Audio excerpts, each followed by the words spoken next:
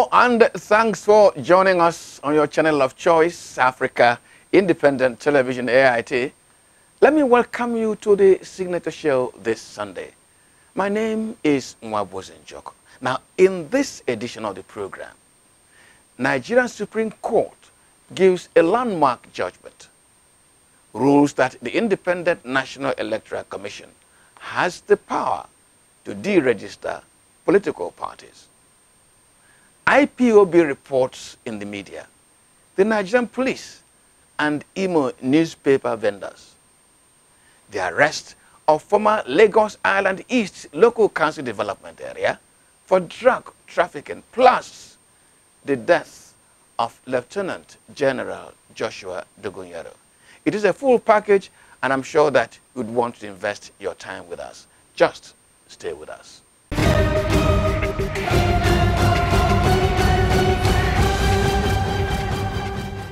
Now, let us begin today's program with a reaction from one Sam who reached us on 0803-719-0078 to the issues raised last week on the move by the House of Representatives to scrap local governments and make them the responsibility of the states. Now, Sam says, your guest, the former chairman of Eket local government area, has clinically analyzed the issues very well.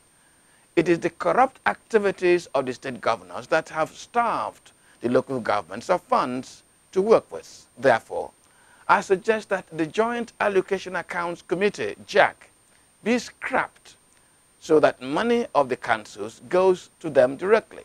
Also, let INEC conduct elections into local governments. Then the local governments shall be free to function properly and even do better than the states. Thank you, Sam. And talking about INEC and elections, the Nigerian Supreme Court delivered a landmark judgment last week when it ruled that INEC has the power to deregister political parties. That judgment settled the contention on whether INEC, instead of a process of rejection of parties by the electorate, could deregister political parties. The argument had been that since the electorate makes the choice, he should be the one to reject any political party over time, leading to the natural death of such a party. Now, by last week's judgment, the Supreme Court settled that matter. But remember that we had Tope Fashua, presidential candidate of the Nigeria Abundant Renewal Party in the 2019 election, as our guest on this program over these same issues. He raised the issue of whim and deregistering political parties when some elections have not been conducted and when the electoral strength or value of the parties has not been totally put to test. Has the Supreme Court ruling, no matter how determinate it is, resolved these questions? As a matter of fact, the Constitution is really very much interested in what happens at the world level. And remember, as we speak, almost 30 states have yet to do elections at the local government level and the world level. And then they appoint what they call caretaker chairman or something like that. The word caretaker chairman is missing from the entire Constitution of the Federal Republic of Nigeria. Therefore, it is illegal, null and void at the end of the day.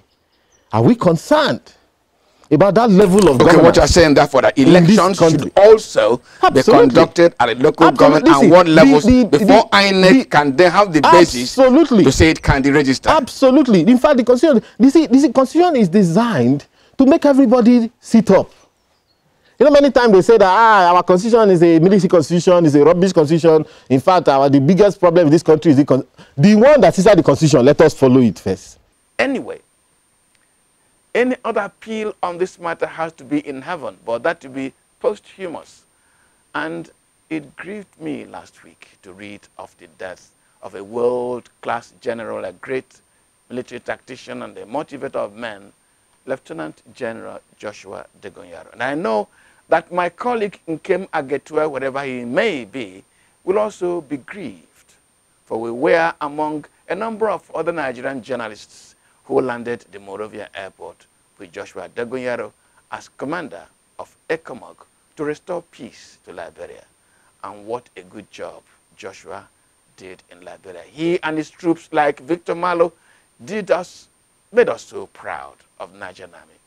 It is sad that that generation is exiting the scene as all mortals, and we on this program wish his family well. You are watching the Signature Show on AIT. We'll take a break now, and when we return, IPOB, Imo vendors, and the Nigerian police. Arrest of former Lagos Island East boss for drug trafficking, plus our interview segment for this Sunday. Please stay with us.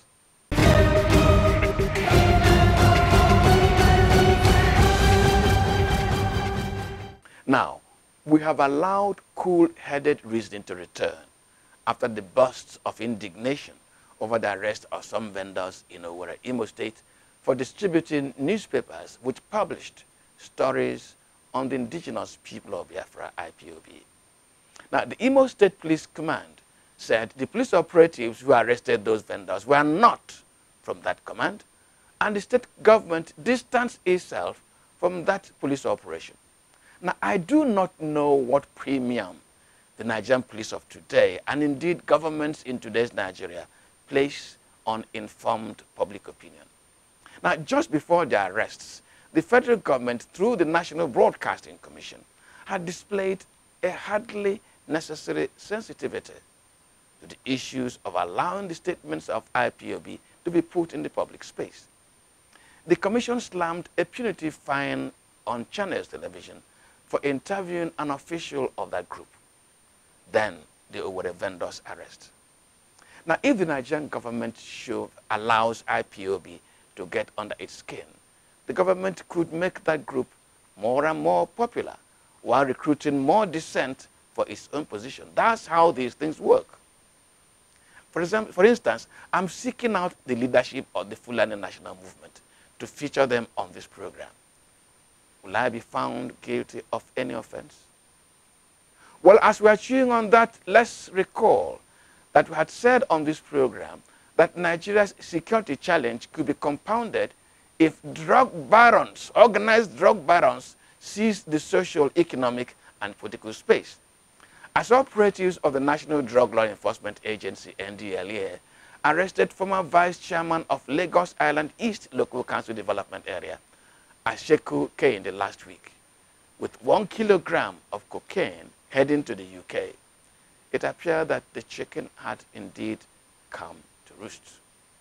The man in 2017 had attempted to get into the House of Representatives, and in 2019 to get into the Lagos State House of Assembly. In other words, he would have become a lawmaker wearing the legislative cassock to cover up an unsaintly career in drug pushing. There are more Ashekus, and Nigeria must do more to save itself from them, isn't it?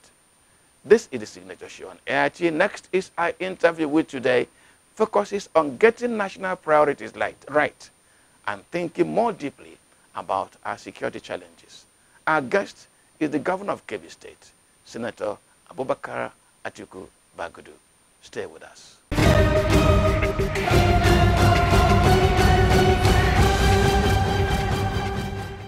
Well, let me welcome you to the conversation segment of the Signature Show this Sunday. This segment of the program is being produced from Birnin Kebbi, the capital of Kebbi State. So we are going around the country, if you don't mind that. And our guest this Sunday is the Executive Governor of Kebbi State, His Excellency Abubakar Atiku Bagudu. Your Excellency, welcome to the program. Thank you. Thank you. You must pardon me, I'll start this conversation rather on a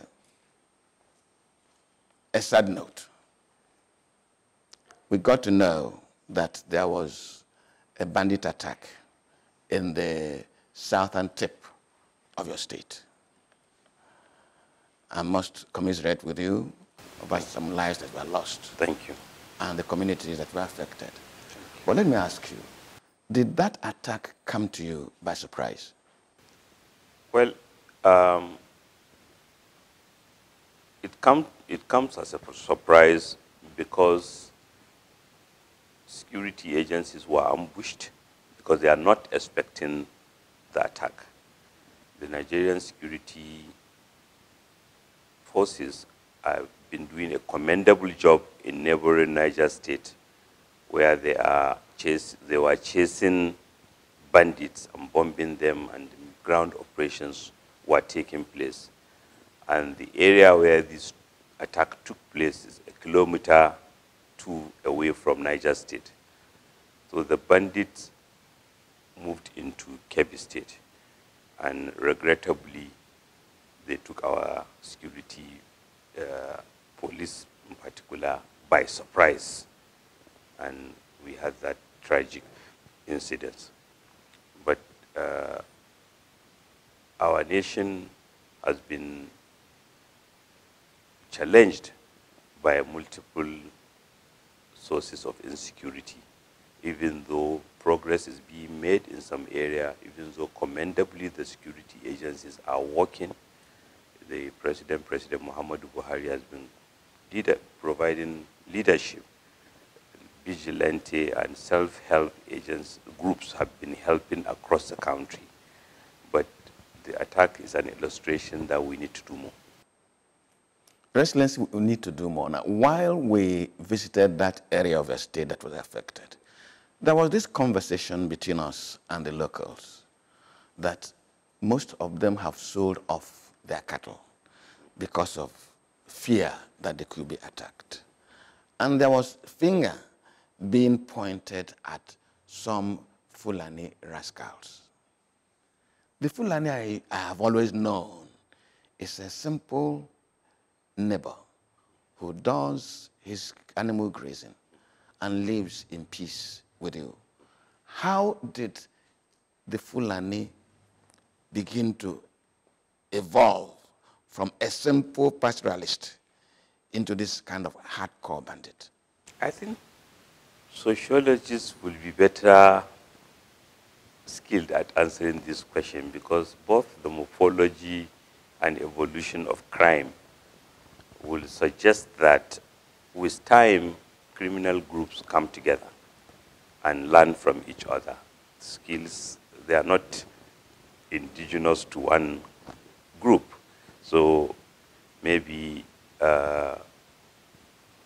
cattle rustling might have been a simple offense now, but now is more sophisticated offense. It's collaborative as crime by different criminal groups. Somebody will steal the cows, somebody will take it to market, somebody will buy, somebody will keep the money. And so one can easily see that sophistication, the sophistry of whatever started out as a simple neighborhood crime can lead to anything. And the more money that is involved, the more likelihood that you see arms involved, the more likelihood you'll see money laundering involved, and even acts of terrorism, and which we are seeing all that. So the Fulani are not innocent of it. There are Fulani people who are members of the crime gangs, and there are more Fulani, the majority are victims of it, because the Fulanis complain to me in Kebbi that they are the ones who live in rugas, in settlements that are off the main roads. They are the first victims of kidnapping, sometimes by Fulanis, sometimes by non-Fulanis. And it's easier for them to go and sell their cows and pay off any ransom. So, but what again, even in this sad circumstance, what is a lesson is for all Nigerians to recognize that this problem is not unique to one state. It's not tribal, it's not religious, it's a national problem. So it begs for all of us to understand it and cooperate with each other so that we focus on it and deal with it as a crime. Your Excellency, there's a leg to this question I raised, which I want you to touch on. And that is, do you think that Nigeria as a nation has over time paid enough attention to the pastoralist as an integral part of national economy? certainly not. And it's not surprising. Historians have classified, rightly or wrongly, African population in terms of Negroids, Chadic people, and Afro-Asians. Negroids being those whose attachment to land. Historically, they are said to be the first to settle because they become farmers. Chadic people, those whose attachment to water, riverine people, and those are the second to settle. Afro-Asiatic people, those whose attachment to land, are the last, and it's a Sahelian problem. It's in Southern Africa, it's in Central Africa. So I think there is underinvestment in them generally because that's the life they chose, but that maybe suggests that we should even work hard more to include them because they feel excluded. We talk about sedentary life for them, which is good so that they can go to school, but again, it requires investment. It requires communities having water, having schools, having the opportunity to undertake the businesses that they like to do, which again can contribute to our national economy. So indeed, like we have been doing, like this has been happening in the last 6 years, we need to focus more that this is an integral part of our agriculture. This is an integral part for us to boost the national economy. Why are we importing dry powdered milk? Milk is 70% water. In some countries, they take out the water, for ease of transport, bring the dry milk, which is less nutritious, and then pour water into it to convert it to milk that we give to children. Whereas around us is an economy that can provide us with that milk, and for that matter, meat and milk products, cheese, but yet we have not invested enough. Effort is being done now to draw attention. Different programs are being put in place by the federal government, and commendably, and more money is going into it. Central Bank of Nigeria is putting more money, but we are not where we want to be. We can achieve a lot more quicker, faster. What we can do to begin to reverse this ugly situation? Recognition of the need to include people more, and we are a lucky nation in a way that if you find people who are willing to put effort, like somebody is willing to do agriculture, help him to generate more out of agriculture. If somebody is willing to be a fisherman or fishing woman, for that matter, help him or her to generate more from fishing. If somebody is willing to be in the animal husbandry sector, help him or her. That is what we should focus so that we support those in those occupations to do them better, contribute to employment and national income and national economic output, and absorb more people. Let me make a personal observation. I've driven from Lagos to Maiduguri. In that first experience, I did a program asking why such land was lying fallow when the people are hungry. Just yesterday, we flew from Brenin Kibi down to Zuru and then drove by road to where this incident took place. Again, the same experience of mass land not being put to use. Let me ask you a question. Would you go for a Marshall Plan for Nigeria's agriculture? Why I'm asking for national plan, why I'm suggesting Marshall Plan, is that the nation consciously sets a huge amount of money aside or borrows purposively in order to begin to harness the potentials we have in agriculture. Because left to the state governments, it's going to be a very arduous task. Would you go for a Marshall Plan? Well, if a Marshall Plan, which is a plan that the European nations put together after the Second World War in order to help to deal with the devastation, is smaller than what is required today by African countries. The United States of America, one country, is indebted to the tune of $27 trillion. $27 trillion. 1% of 27 trillion is $270 billion.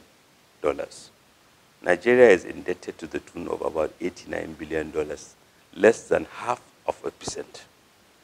America has less than twice the population of Nigeria.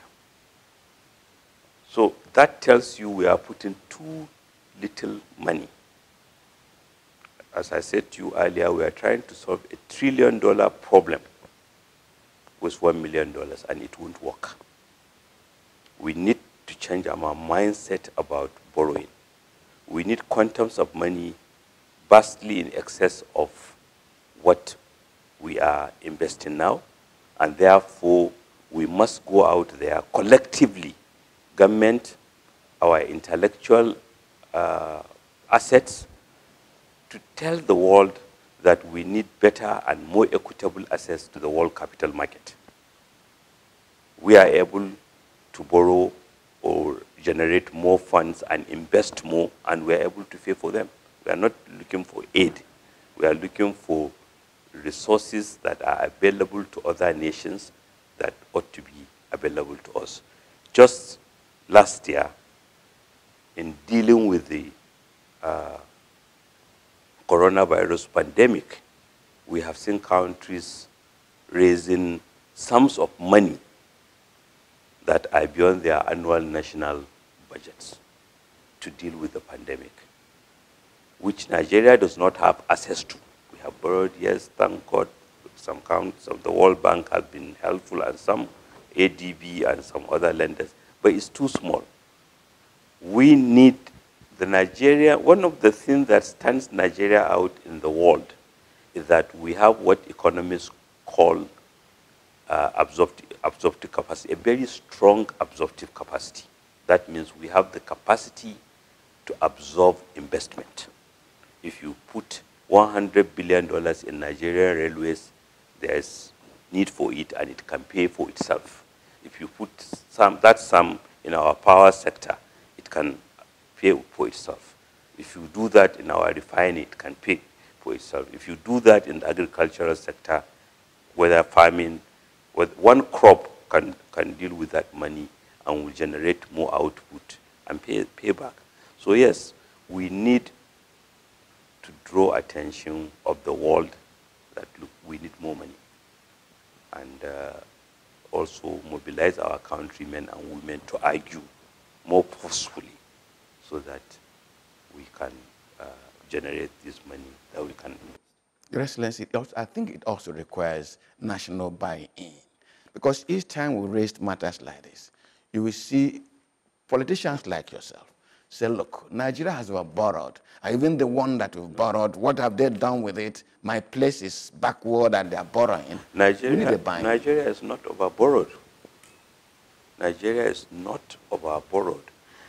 Our borrowing as a proportion of gross domestic product is one of the smallest in the world. Smaller than that of Japan, smaller than that of the United States, where their borrowing is bigger than their gross domestic product. We are still less than 30%. Many people of recent have said, well, it's not borrowing as a proportion of GDP, that the revenue used to service debt, which is wrong, because you need a lot of long-term money in order to create tomorrow's income. We need a lot of money to go into primary education. Primary education is not going to pay off in 1 year, but it will definitely pay off.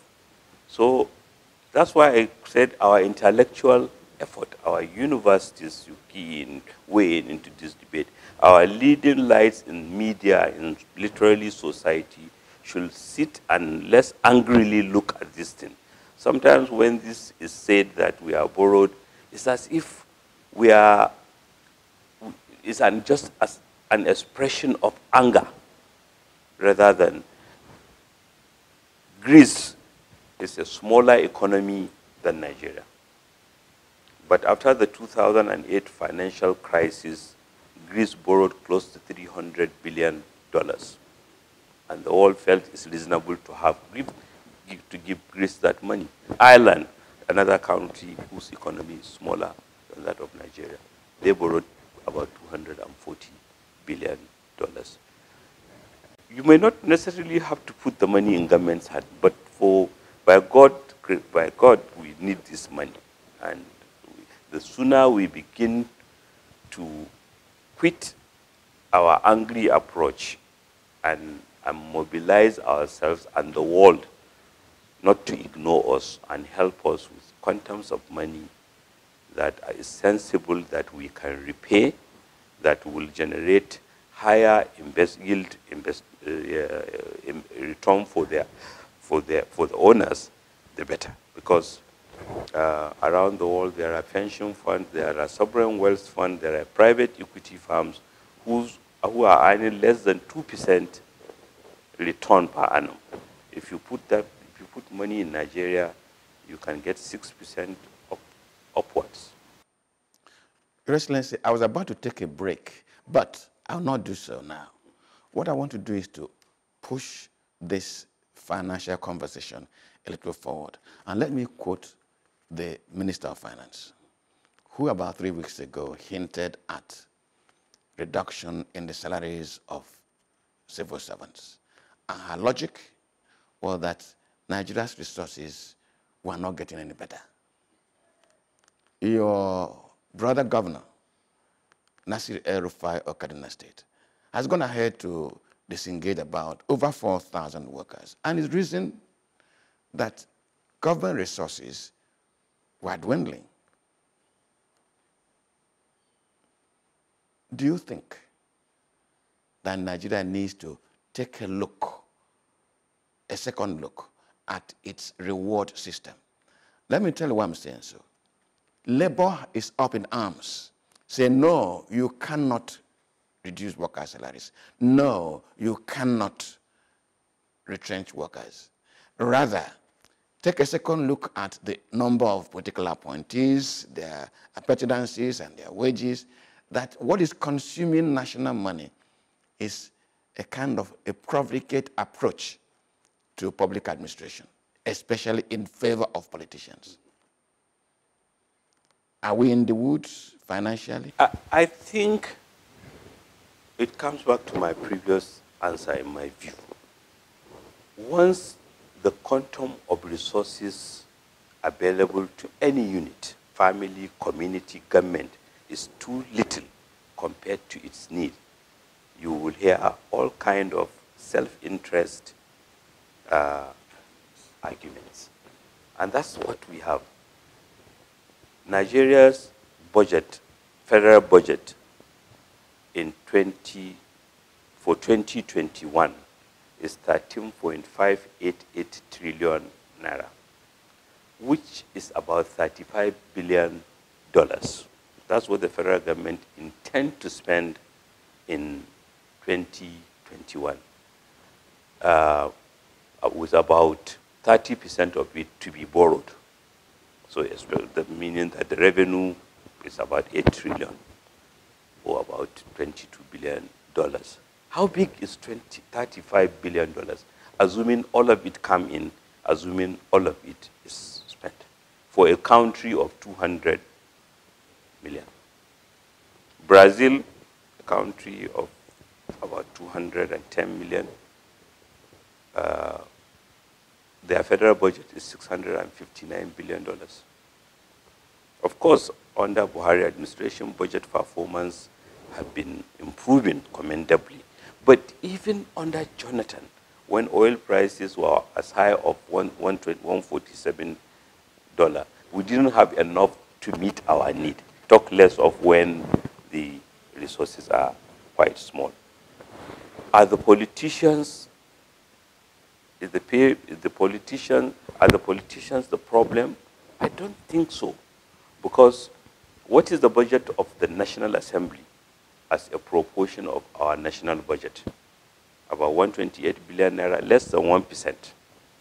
So even if you abolish the National Assembly, which I pray we don't, that means 99% of the problem is elsewhere. It's not solved.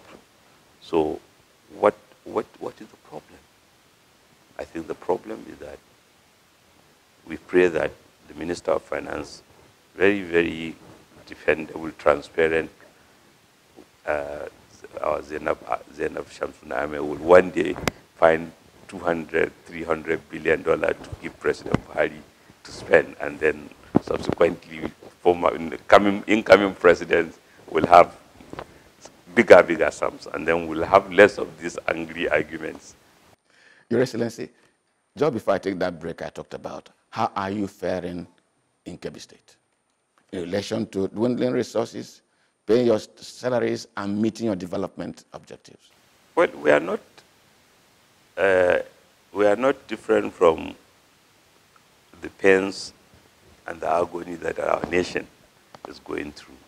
However, in Kebbi, we are happy, and I must thank the good people of Kebbi for embracing the reform initiatives that are being put in place by the federal government and state government, because many people have taken to activities where they will be employers of labor rather than be employees of labor. Even those who are in government employment have recognized that within the limits of the law, I can go into farming, I can go into poultry, I can go into activity that will A, give me more income, B, preparing me for life after retirement.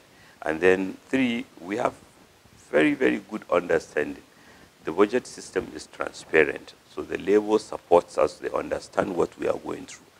Mind you, in any developing country, the recurrent expenditure of government is bound to be big, because government employ most of the teachers, not private schools. Government employ most of the health workers. And it is these necessary employees that dominate government employment. And therefore, because of the developmental stage, we will continue with a big proportion of our resources going into salary for good reasons. Well, you're watching the conversation segment of the Signature Show. We'll return shortly and we'll talk more on what is happening in Kebbi State. Stay with us. This is SignatureTV.org. Breaking the news. Following the news. Analyzing the news. 247 round the clock. All on the go. SignatureTV.org. News in your pocket.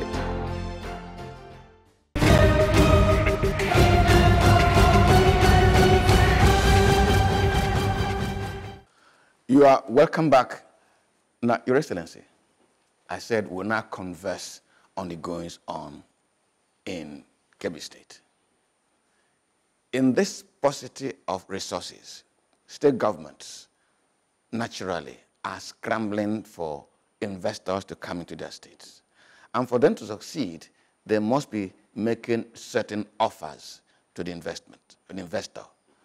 What is the Kebbi State advantage?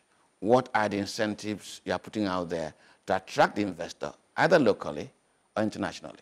Well, first is the realization that we need more investment.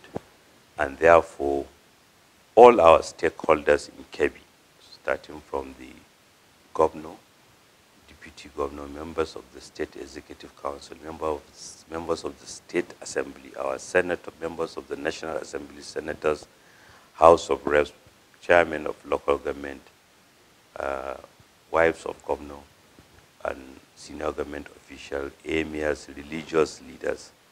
We all are investment agents of the state. We go around the country and indeed around the world promoting our state and appreciating investors that do invest in our state and what they need and what we can do to help them do better and make more money. Because the more you make, the more they make more money, the more they want to invest. They want to invest. So I can assure all investors that Kebbi State is a welcoming state, and we will leave no stone unturned to ensure that investors are welcome and are made happy, made secure, and support them. We don't envy them, we support them to make money. Your Excellency, let me begin to itemize things that the investor will look forward so that if he comes, he'll be happy. One, he may ask you for a tax holiday. Two, he may ask you for easy access to land. Three, he wants to be assured that he has the manpower to drive his business. And he wants to be assured that he can return the profit he makes as he runs his business. Out of these four, which ones are you providing for the investor? I think all. And let me illustrate that to you.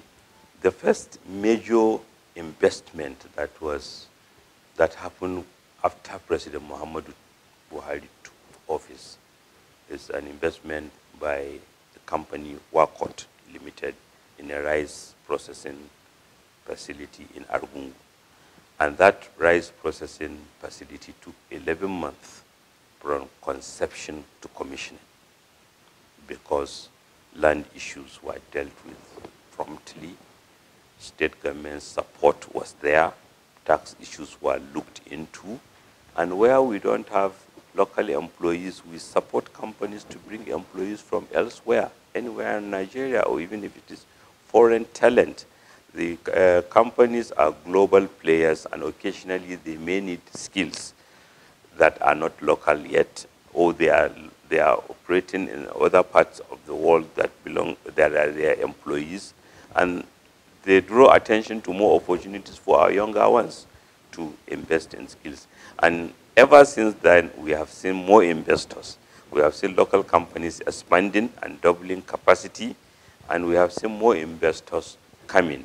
And each investor has access to everyone. Our AMS have been wonderful. They are there at hand to resolve issues. Everyone in the state government is available to talk and participate in ensuring that investors' problems are addressed within the quickest possible time. And we are not responsible for company income tax, but taxes that are local. We are not as keen about collecting taxes as having the investors to stay, to get comfort and make money. And we know that combination of pay as you earn from their employees, the local value addition they generate will compensate for any revenue loss. Your Excellency, you have just enumerated levels of cooperation, from the government to the MS, to senior government officials, even civil servants. It appears that everybody's hand is on deck. How does it help in your day-to-day administration of the state? Oh, it eases it, because again, like I said, the good people of Kebbi appreciate that the number one role of the governor is not even administering the state. It's promoting the state, finding investors, finding people, artists, people of note that will support the quest for the state's development drive. And we are lucky. We are very, very pleased with the support. Development partners have been supporting the state. Other countries have been in and out. We have had ambassadors from all kinds of countries visiting, encouraging us, supporting us. So that comes because the people of Kebbi appreciate that governance is about the ability to bring more for the state rather than to distribute more efficiently, especially when the cake to be distributed is tiny. Your Excellency, let me be a little personal. Yesterday I drove around with you, and I told my colleague whom we were coming back that I made two observations. One is that you were driving in your simple car, and there was not that rush, that beating people out of the road, that screaming siren. And as our own vehicle was coming behind yours, there was a traffic light that showed red, and you stopped. That doesn't look like His Excellency, who ought to pull through and disobey the rule and drive into government house. Is that an attitude to life, or is it your political philosophy? Well, both, because governance or being a leader is servanthood. It's not lordship. It's a servanthood, really. And I have children. I want them to see. I want the younger ones who relate with me to see, so that if they choose to go into office or seek office, they should know that it's about serving people, not lording over them. And the oath we swore does not make us masters, it makes us servants. So whatever you need to do to exhibit service and servanthood, that is what comes with the job of being a governor, unfortunately. Maybe it can make others change their mind, but... Also, that on that trip, you didn't seem to worry too much about security. I saw you move into the crowd to the children, greet them, touch them on the head, and continue. That also, somebody will say, that doesn't look governor-like. Because on the average in this country, with all due respect, governors move like big men. And big men chase the people off the road and don't come near the hoi polloi, these lower class people. But I saw you yesterday and I felt like the grandfather that I am. You were touching the children. You were at home with them before I entered the Emir's palace. What story does that tell of Abubakar Atiku Bagudu? I think one of the first things is that, unfortunately, we have been exaggerating our security challenges. Yes, Nigeria might be going through a rough patch, but we are being better. And at all times in Nigeria's contemporary history, since after the Civil War, you find investors everywhere in Nigeria. They don't go away. They feel safe enough to continue to look for business. Now, I don't think there's any part of Nigeria as we speak that you go to and you won't find a foreigner living there, looking for money. So that means we are not as insecure as we made out or we allow social media discourse to lead us to. Secondly, like I said, my role is to promote the state, is to also encourage the young people. Who knows, maybe there I have shook the hand of a future governor, of a medical doctor, of future president. And that's our role to our society, to encourage their younger ones so that they can feel that also I can be this, I can be that, I can be higher than a governor. That's what we want them to do. How do I support them? I have to encourage them. I have to tell them. I have to also give them the feeling that, look, here am I. You can be this, you can be higher than this. And we are praying for you to even be higher than this. You are the chairman of the APC Governors Forum. That is supposed to be a group that is driving the party's attitude to governance, the party's political philosophy. In all honesty, do you think that the APC as a party has created a paradigm shift in Nigerian politics? Oh, I believe so. I believe so. The first, more people have joined Mr. President and the APC since 2015. So we are serving as a unifying force.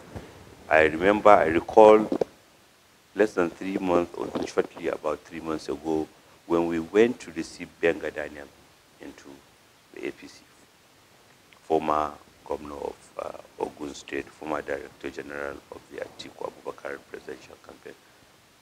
He said something very profound, that he made his decision to join the APC now because he believed the president is doing a good job, and we need to mobilize and support him.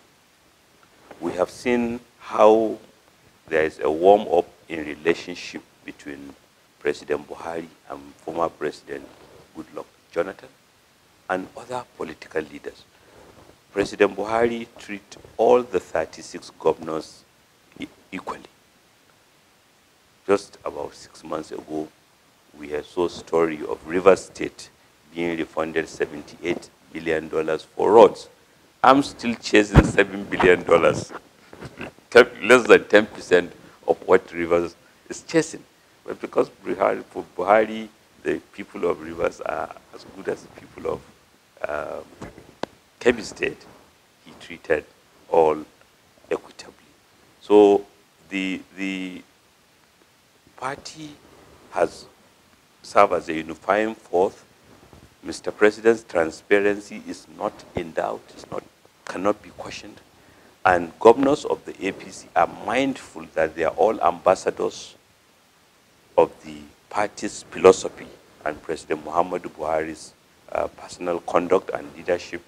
So this is, unfortunately, we came at a time when the resource challenge has worsened, both locally and internationally. But even in times of small size of the economy, President Buhari has continued with almost all the projects that he has inherited, which are transformational projects which will produce more income tomorrow. In the southeast, we have the famous Second Niger Bridge that has been on the drawing board for long. Now it's not driven by boats, because the boats in southeast Nigeria for Buhari are less than the boats in Kebbi State. So if it is politics, he won't be doing, we are having Mambila, which has been again on the drawing board for long. Now action is taken, something is taking place. We are having pipeline, we are having rail infrastructure, we are having new ports, we are having airports that are being rehabilitated. We are seeing social investment, money transferred to the poor for school feeding, to mobilize the feeding committee. And for me personally, we have seen money going into agriculture, all because of the commitment of President Muhammadu Buhari, to the extent that President Muhammadu Buhari closed borders with our neighbors, not because he dislikes them, he respects our neighbors. He believes Nigeria is a big brother to all. But yet, in order to, because of his patriotism for the small-scale producers of Nigeria, he closed, painfully, he closed borders to show that, look, where it comes to the interest of the small person, I'll do whatever, rightfully and correctly. So this is a president who has done all this, and governors have been supported. 27 states were not able to pay salary as of 2015 when Buhari, and he supported all of them, irrespective of party. He continued to support states during the pandemic. If not for the federal support, most of us would have gone back to those days where we cannot pay salary. What we are dealing with, and I must acknowledge that, is that the economy has shrunken.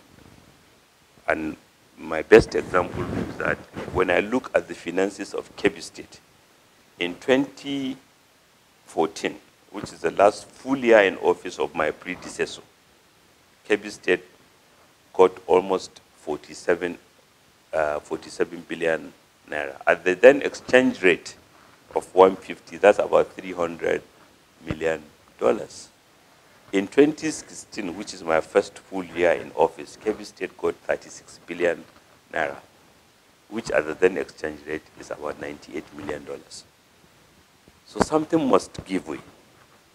But yet, because of discipline, because of transparency and value for money, we are also able to do some development projects, continue with ones that inherited. Yesterday, we went with you to between Sakaba and Ankolo, which is almost 70 kilometer road constructed by the state. It was awarded, it was not started because of funds. We started it, and you can see that, I'm sure you see that tar has reached about 50% of the end of the road. All bridges have been completed. So, and it's happening elsewhere. So I believe, yes, we have been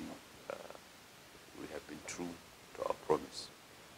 Now, Your Excellency, we were talking about sustaining the rice revolution, because it's one thing to initiate something, and when you leave, for it to be sustained and people keep benefiting from that advantage. What are you doing about it? No, I think first is President Buhari's rice revolution, and we're all happy to be part of it. And I believe even after President Buhari leaves office, and after we all leave office, particularly all of those who are serving our second term, this revolution will be sustained by Nigerians. Because I have been across the length and breadth of this country. There is no state in Nigeria where rice farmers are not doing better. There is no state in Nigeria where new investment in rice milling, rice processing is not taking place. And there's no state in Nigeria where consumption of locally homegrown rice is not, has not increased and is being appreciated. So I believe anybody who attempts to undo the gains sustained will have the rage of the Nigerian people to contend with. But I believe that it's sensible. What we even need to pray for is that more crops will achieve the success. Today we are self-sufficient in rice production. Benin Republic, when we had our rice festival a couple of months ago, Benin Republic sent 5 ministers: Minister of Foreign Affairs, Minister of Finance, Minister of Agriculture, Minister of Mines and Power and Trade. They came to Kebbi to attend the rice festival, and they want to work with the Rice Farmers Association of Nigeria so that they can see how Nigeria can also help them. So rice is now part of, will even form part of our diplomacy. Let me touch quickly the last one on what I may call the Kebbi diplomacy. Everybody virtually in this country hears about the Argungu Fishing Festival. Apart from the glamour and the celebration of it, how much is that festival adding to the fish economy of this state and the fish economy of Nigeria? And are we doing anything beyond our old way to modernize it, to make it a reason for XYZ, US, Netherlands to attend the festival? Thank you. Last year, we held the Argungu Fishing Festival after about 10 years of non-observance because of about concerns about gathering people given security challenges in Nigeria and even the sub-region, West African sub-region. But last year it was successful. It was the last major event before the COVID pandemic restrictions were put in place in the country, and we are happy that the festival was attended by President Muhammadu Buhari, representatives of different countries. And because of the innovation, we have seen traction. We had a major motor rally which terminated in Argungu with many companies participating, which speaks to our unreported gains in security and whatever. And even before the Argungu Fishing Festival, in February 2020, the Regatta Festival took place in Yauri, which also is a celebration of our water resources and culture. And both Argungu Fishing Festival and Regatta supports educating people about conservation, how you regenerate fish resources so that you have more to produce, more to sell to the global economy. And the enthusiasm we saw, we were unfortunately not able to do both this year because the COVID restrictions were in place. But the enthusiasm we saw from investors has been sustained, and we believe that, God permitting, and COVID restrictions being eased, next year we'll see a bigger, more successful celebration. And again, these are not the only festivals in Kebbi. We also have the Ohola festival that is celebrated by the South Zuru Emirate, where we were yesterday, and it's a month-long harvest-related festival. We also have Fulani festival, which is celebrated by Fulanis from West Africa, or Tungu, which are also important festivals in Kebbi State. Your Excellency, I'm capping this conversation, and I want you to make Kebbi State that beautiful girl being looked at by so many suitors. If you were one of those suitors, what is the prime offer Kebbi State is giving that will attract you? I believe that whoever invests in Kebbi will feel happy, and prosperity will reward him or her. Well, that's why we cap this conversation this Sunday. Let me thank you for joining us. My guest in the past 45 minutes has been the Executive Governor of Kebbi State, His Excellency Abubakar Atiku Bagudu. Your Excellency, thank you for being my guest. Thank you. The conversation never stops, and my name never changes. It remains Mwabozi Njoku. Let's meet sometime next Sunday. Good afternoon.